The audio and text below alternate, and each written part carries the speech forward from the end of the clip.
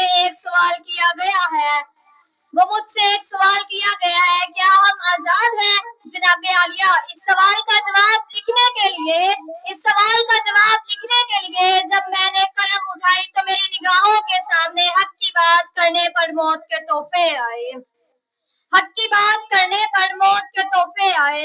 सहाफी अजीजे मोमिनीन की लाश आई तो फिर मेरे दिल में ख्याल आया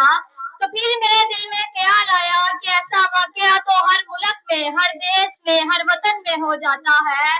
लेकिन फिर मेरे ख्यालों में बच्चों के सामने सड़क पर ज्यादती का निशाना बनने वाली माँ आई, जिसने मेरी कलम को लिखने पर मजबूर कर ही दिया कि हम आजाद नहीं हवस के कैदी हैं, कि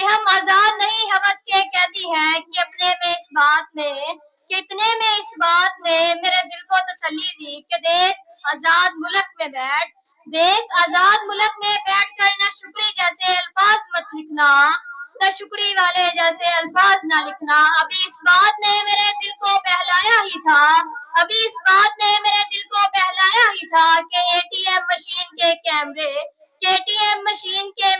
मेरे मुंह चुराने वाली वीडियो मेरे ज़मीर को झंझोड़ने लगी कि लिख तो हक लिख के इस्लाहुल दीन पूरी कौम से मुंह चुराए। इस्लाहुल दीन अपनी पूरी कौम से मुंह चुराए कह रहा है कि जान की अमान पाओ। एक बात कहूँ, जहाँ ज़हनी तवाज़ुन ठीक ना होने वाले मरीज को भी दर्द से मारा जाता है, वहाँ कोई आजाद नहीं। आज मैं मारी गई हूँ, कल कोई और मारी जाएगी। इंसाफ का सोचना नहीं, बस जम्मत से काम लिया जा रहा है। जनाबे आला, अभी मैंने लिखने की जसारत ही की थी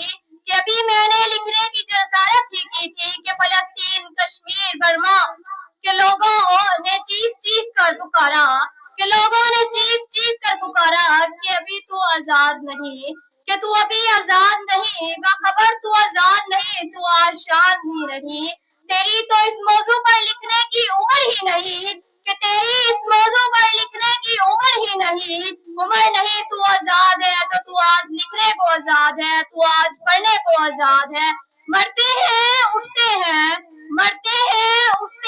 पर झुकते नहीं है वतन, तेरे लाल कभी झुकते नहीं है। जनाबे सदर, इस मौजू पर मुझे अलग शायरी करने का मौका मेरे उस्ताज़ा कराम ने दिया गया है। सबसे पहले मैं उनका शुक्रिया अदा करती हूँ कि उन्होंने मुझे इस काबिल समझा कि मैं इस मौके पर कुछ बोल सकूं, कुछ पढ़ सकूं। उनका मैं बहुत शुक्रिया एहतराम करती हूँ। पाकिस्तान जिंदाबाद।